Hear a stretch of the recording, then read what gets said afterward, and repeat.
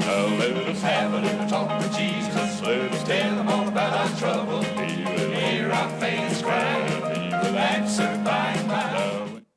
Welcome to Bible Boost. Yeah, I thought you would be interested in seeing that. That's the Oak Ridge Boys. When we were young in Griffin, Georgia, First Assembly of God Church, my dad was pastor. They would come every year, and that's an old song, that Have a Little Talk with Jesus, and that's what I am entitling this boost today, is Have a Little Talk with Jesus. The song is a catchy, cutesy, foot-tapping song, and I think it came from about the 70s. This old song hints us to an imminent appointment that each and every one of us are going to have. 2 Corinthians chapter 5, verses 9 through 10. So it says, so we make it our goal to please him, whether we are at home in the body or away from it. For we must all appear before the judgment seat of Christ, so that each of us may receive what is due us for the things done while in the body, whether good or bad.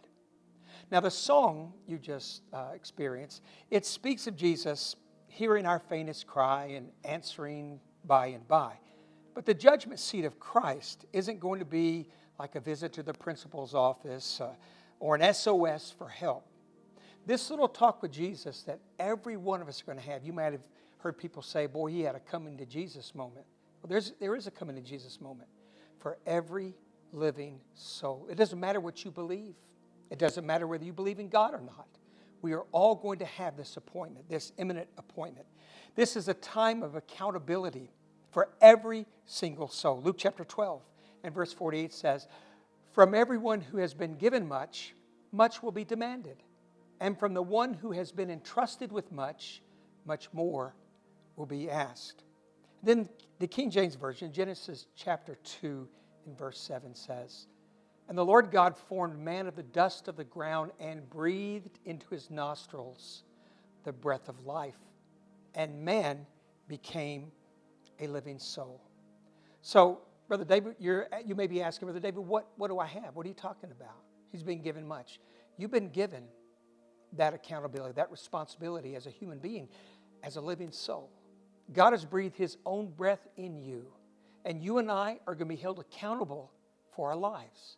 So many people walk around, they live their lives trying to make a living. Let me give you a heads up right quick. That's not the meaning of life.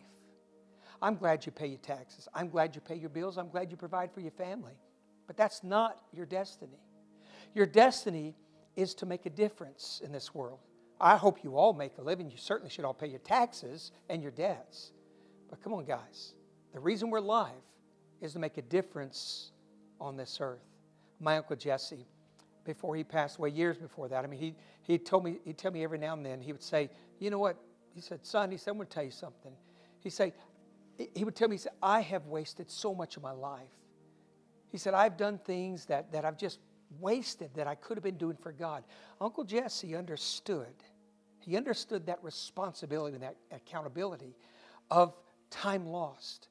And God made it up for him. He was a great man of God the rest of his life.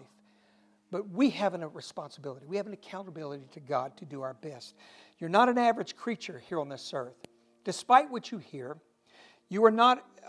Your brother is not the bear. Your brother is not the wolf or the eagle. You are the highest of God's creation. I want you to think about that. You have power and authority in this world. And with that come responsibility and accountability. Now, both of us, you and me, we're going to answer to God. And I want to be able to say, God, I did my very best with the time that I had. I worked hard for you. And as Paul said, I ran my race and finished my course. I want to encourage you to remember what's really important and to understand that we're all going to have that little talk with Jesus.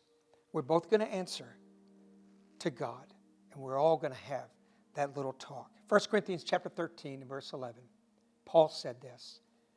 He said, when I was a child, I talked like a child. I thought like a child. I reasoned like a child. But when I became a man, I put away the ways of childhood behind me.